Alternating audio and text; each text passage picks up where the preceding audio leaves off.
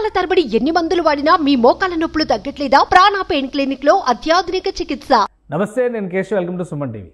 ఆంధ్రప్రదేశ్లో ప్రధానంగా గుడ్లవల్లేరు ఇంజనీరింగ్ కాలేజీలో జరిగినటువంటి ఒక ఘటన ఈరోజు తల్లిదండ్రుల్ని కల్లోలపరుస్తుంది, కలవరపరుస్తుంది. అసలు అక్కడ ఏం జరిగింది? అలానే ముఖ్యమంత్రి ఇమీడియట్గా రియాక్ట్ అయ్యారు. జిల్లా కలెక్టర్, ఎస్పీతో పాటు స్థానిక మంత్రి, శాసనసభ్యుల్ని కూడా ఘటనా స్థలానికి వెళ్ళి వాస్తవాలు తెలుసుకోవాల్సిందిగా ఆదేశించారు. ఏది ఏమైనా 300 మంది పిల్లలకి సంబంధించినటువంటి జీవితాలని కల్లోలపరిచే సంఘటనగా ఇది కనిపిస్తుంది. అసలు వైఫల్యం ఎక్కడుంది? ఎందుకు ఇలాంటి సంఘటనలు జరుగుతున్నాయి? ఈ అంశం పైన విశ్లేషణ చూద్దాం. మనతో పాటు పీఓడబ్ల్యూ నేత పద్మగారు జాయిన్ అయ్యారు. పద్మగారు నమస్కారం. ఈరోజు జరిగినటువంటి ఘటన, ముఖ్యంగా కాలేజీల్లో ఆడపిల్లల భద్రత అనేటువంటి అంశం విస్తృతమైనటువంటి చర్చకు దారితీస్తుంది. అసలు గుడ్లవల్లేరు ఘటన పైన మీ అభిప్రాయం ఏంటి? గుడ్లవల్లేరు ఘటన, అందులో ఒక ఇంజనీరింగ్ కాలేజీలో ఇలాంటి ఘటన జరగడం నిజంగా హేయమైంది, నీచమైంది.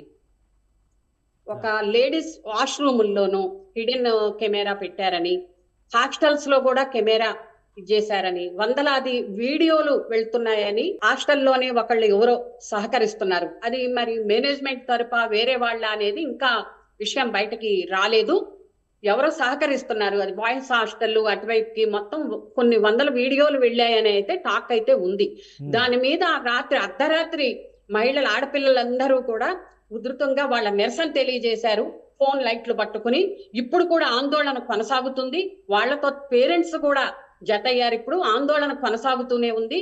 ఎస్పీ స్పందించారు. యాజమాన్యం మీద మేము యాక్షన్ తీసుకుంటామని ఇప్పుడు చెప్తున్నారు. మేము అలాంటిది ఏమీ లేదని కూడా ఒక వినపడుతుంది.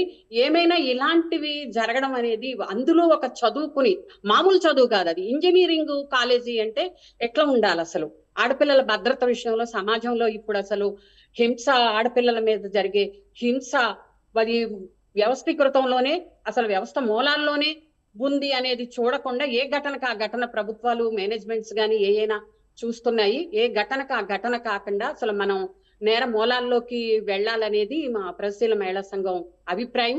ఇలాంటివి జరగకుండా చూడాల్సిన బాధ్యత ప్రభుత్వాల మీద ఉంది. మహిళల భద్రత, వాళ్ళ విషయము ఏదైనా సరే వాళ్ళకి భరోసానిచ్చేదిగా ఉండాలి. ప్రభుత్వాలు కానీ ఏదైనా సరే చర్యలు తీసుకోవాలి. మేనేజ్మెంట్లు ఎట్లా ఉంటున్నాయి, నిఘా అనేది ఉండాలి. ఇది ఒక్క కాలేజీ అనే కాదు, సమాజంలో ఉన్న ఇప్పుడు ఈ విషయాలు, ఇప్పుడు మన ఆంధ్రప్రదేశ్ లో ఇప్పుడు ఈ మధ్యన ఎన్నో జరుగుతున్నాయి, ఎన్నో ఘటనలు జరుగుతున్నాయి. చిన్నపిల్లల మీద లైంగిక వేధింపులు, మహిళల మీద, సమాజంలో మొత్తం దేశం మొత్తం మీద మనకి జరుగుతున్నాయి. ఒకటి తర్వాత ఒకటి కొన్ని ఘటనలు బయటికి రావటం లేదు. చైతన్యంతో ఆ కాలేజీ పిల్లలు అర్ధరాత్రి నుంచి కూడా ఆందోళనలో పాల్గొంచుకున్నారు. కాలేజీలో, ముఖ్యంగా ఆడపిల్లలు ఉండేటువంటి కాలేజీల్లో ఎలాంటి ప్రమాణాలు ఉండాలి, ఎలాంటి భద్రతా చర్యలు ఉండాలి? ఇలాంటి దాష్టికాలకి, దారుణాలకి పాల్పడదు. ఎందుకంటే ఇక్కడ ఇద్దరు దోషులుగా కనిపిస్తున్నారు. నిందితులు ఇప్పుడు ఎవరైతే ఆరోపణలు ఎదుర్కొంటున్నారో, ఒక ఫైనల్ ఇయర్ స్టూడెంట్ అబ్బాయి ఉన్నాడు, ఒక అమ్మాయి కూడా ఉంది. సో అసలు ఎలాంటి కేర్ తీసుకోవాలి, అటువంటి జాగ్రత్తలు తీసుకునే స్థితిలో ఇప్పుడు మన విద్యా సంస్థలు ఉన్నాయా? విద్యా సంస్థలు ఒక వైఫల్యం చెందాయని చెప్పాలి ఇలాంటి విషయాల్లో. ఇది ఒకటే ఘటన కాదు, హాస్టల్స్ లో కొన్ని అసలు బయటకు కూడా రావటం లేదు. మేనేజ్మెంట్స్ పిల్లలు కంప్లైంట్ చేసిన తర్వాత వాటిని మాఫ్ చేయడం, లేకపోతే వాళ్ళని ఏదో ఒకటి సర్ది చెప్పి అపాలజీ చెప్పో ఎంతవరకు ఇచ్చేస్తున్నారు. ఎక్కువగా ఇప్పుడు డ్రగ్స్, ఇప్పుడు అందులో కూడా డ్రగ్స్ ఉంది అనే ఒక కోణం ఉందనేది ఒక మాట వినపడుతుంది. అది మనం ఏం ఆశ్చర్యపోవక్కర్లేదు. ఇప్పుడు ఇంజనీరింగ్ కాలేజీల్లో, ఒక హై స్కూల్లో చిన్న పిల్లల దగ్గర నుంచి 13-14 విజయవాడలో కానీ ఎక్కడ చూసినా చాలా ఊళ్ళల్లో ఒక డ్రగ్స్ అనేది ఎట్లా ఇదవుతుందో అనేది మన అందరికీ తెలిసిన విషయమే. అది కూడా ఇందులో ఉందని చెప్పి అవుతుంది. మేనేజ్మెంట్ దీన్ని చిన్న విషయంగా చూడకూడదు, ప్రభుత్వం కూడా అసలు చిన్న విషయంగా చూడకూడదు. ఇది చాలా పెద్ద విషయం. మహిళలకి, ఆడపిల్లలకి భద్రత విషయం, ఇది రక్షణ విషయం. వాళ్ళకు భరోసాని ఇవ్వాలి. మేనేజ్మెంట్లైనా ప్రభుత్వాలైనా మీ వెనకాల మేము ఉన్నాం, మీరు చక్కగా చదువుకోండి, ఉద్యోగాలు చేసుకోండి అనే భరోసా ఎవరివ్వాలి? ప్రధాన బాధ్యత ప్రభుత్వాలది.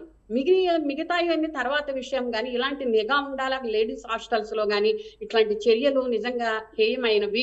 గవర్నమెంట్ రియాక్షన్ పైన విద్యాశాఖ మంత్రి ఆల్రెడీ నారా లోకేష్ దీనిపైన విచారణకు ఆదేశించారు. సీఎం కూడా వెంటనే రియాక్ట్ అయ్యారు. కలెక్టరు, ఎస్పీ, అలానే స్థానిక మంత్రి, ప్రజాప్రతినిధులు అందరినీ కూడా ఘటనా స్థలానికి వెళ్ళమన్నారు, భరోసా నింపే ప్రయత్నం చేయమన్నారు.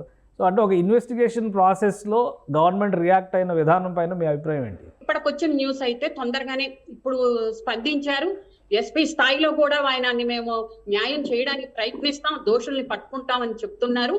అక్కడ ఎమ్మెల్యేలు కానీ ఎవరైనా సరే ఇమీడియట్ లోనికే ఇప్పుడు చంద్రబాబు నాయుడు గారు చెప్తున్నారు, నిజమే చెప్తున్నారు. అసలు జరగకుండా ఉండే ఘటనల్ని ప్రభుత్వాలు చేపట్టాలనేది మా సంఘంగా మేము భావిస్తున్నాం. ఇలాంటి ఘటనలు జరగకుండా జరిగిన తర్వాత వాళ్ళకి ఏంటి అనేది కాకుండా అసలు నేర మూలాల్లోకి అంటే ఒకటి వెళ్ళాలి సైకలాజికల్ గా విద్యార్థుల మానసిక పరిస్థితి కానీ లేదా వాళ్ళు సమాజంలో ఉన్నటువంటి అవకాశాలని ఉపయోగించుకునేటువంటి క్రమంలో, ఎందుకంటే రాత్రి ఆందోళన సందర్భంలో ఎవరైతే ఆరోపణలు ఎదుర్కొన్నాడో ఆ కుర్రాడిని పట్టుకునేందుకు వెళ్ళినటువంటి పోలీసులు కూడా ఆశ్చర్యపోయారు. అతను ఉన్నటువంటి స్థితి, అతను మాదక ద్రవ్యాలు తీసుకున్నారా, మద్యం సేవించారా, ఇంకా క్లారిటీ రావాల్సినటువంటి పరిస్థితి ఉంది. కానీ ఒక విద్యా సంస్థలో ఉన్నటువంటి స్టూడెంట్ అలాంటి కండిషన్లో ఉండడం అనేది ఎలా చూడాలి? అది సాధ్యమయ్యేదేనా? కాలేజీలో అసలు సరైన మానిటరింగ్ వ్యవస్థలు ఉన్నాయి అనుకోవచ్చా? ఏ కాలేజీల్లో కూడా మానిటరింగ్ వ్యవస్థ అనేది సక్రమంగా అయితే లేదు. మీరు అన్నట్టు ఆశ్చర్యపోనక్కర్లేదు. ఆ అబ్బాయి దగ్గర డ్రగ్స్ ఉన్నా వేరే ఉన్నా మద్యం అనేది అసలు సాధారణ విషయం ఇది ఈ రోజుల్లో. కొన్ని సూచనలు చేశారు. వర్మ నిర్భయ ఘటన జరిగినప్పుడు జస్టిస్ వర్మ కమిషన్ కొన్ని కల్చర్ ని ఎలా నియంత్రించాలి, ఆడపిల్లల మీద లైంగిక వేధింపులకి ఎలా అడ్డుకట్ట వేయాలి, ప్రభుత్వాలు ఏ చర్యలు తీసుకోవాలని జస్టిస్ వర్మ చాలా సూచనలు చేశారు. చాలా మేలైనవి. అన్ని మహిళా సంఘాలు కూడా దాన్ని ఆమోదించినాయి. మహిళా సంఘాల సూచనలు కూడా అన్ని ఆయన స్వీకరించారు. కానీ ప్రభుత్వాలు వాటిని స్వీకరించట్లేదు. నిజంగా స్వీకరించి కొన్ని చిత్తశుద్ధితో పాటిస్తే ఇలాంటి ఘటనలు, మేము మహిళా సంఘాలుగా ఎప్పటి నుంచో చెప్తున్నాం, సైట్స్ మీద నిషేధం విధించండి, లేకపోతే కొన్ని కఠినమైన నిర్ణయాలు తీసుకోండి, మద్యం విషయంలో గాని, సైట్స్ విషయంలో గాని, అశ్లీలం విషయంలో గాని. ఈ రోజున అలాగే తల్లిదండ్రుల ఆ నియంత్రణ కూడా పిల్లల మీద ఉండాలి, నిఘా అనేది ఉండాలి. ఆ ఫోన్ల విషయంలో, ఆ ఫోన్లు చూసి చిన్న పిల్లలు ఒక 9 ఏళ్ల బాలికల మీద అత్యాచారం చేయడం, ఆమెను చంపేయడం కూడా జరిగింది. ఎందుకు ఇట్లాంటి సంస్కృతి? మనం సంస్కృతి అంటాం, కర్మభూమి అంటాం, వేదభూమి అంటాం, ఆచారం సాంప్రదాయం అంటాం. మన భారతదేశమే ఇతర దేశాలకి తలమానికం అని మనం చెప్తాం.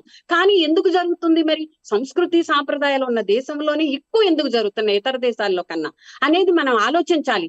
ప్రభుత్వాలు ఆలోచించి ఈ నియంత్రణ ఎలా జరగాలి, ఒక కేసు టు కేసు కాకుండా, ఒక నేరము శిక్ష అనే కాకుండా, నేరము శిక్షకి ఘటనకి పరిమితం కాకుండా దీన్ని ఒక సామాజిక అంశంగా చూడాలని చెప్పి మేము భావిస్తున్నాం. సామాజిక అంశంగా ఇన్వెస్టిగేషన్ ప్రాసెస్ లో కూడా ఇప్పుడు ప్రభుత్వం రియాక్ట్ అయ్యి అక్కడ ఆధారాలు సేకరించడం, వాస్తవాలు సేకరించడం, ఇవన్నీ ఒక ఆస్పెక్ట్ అయితే, ఈ విద్యార్థులు ఇప్పుడు ఎవరైతే 300 వీడియోల వరకు బయటకు వచ్చినాయి అంటున్నారు. సో దాని విషయంలో ఒక భరోసాని, సెక్యూరిటీని కల్పించడం, అలానే నేరానికి పాల్పడుతున్నారని భావిస్తున్న ఇద్దరు విద్యార్థుల విషయంలో ప్రభుత్వం కానీ లేదా యంత్రాంగం కానీ ఏ విధంగా రియాక్ట్ అవ్వాల్సి ఉంటుంది? విద్యార్థుల మీద తీవ్రమైన కఠినమైన చర్యలు తీసుకోవాలి.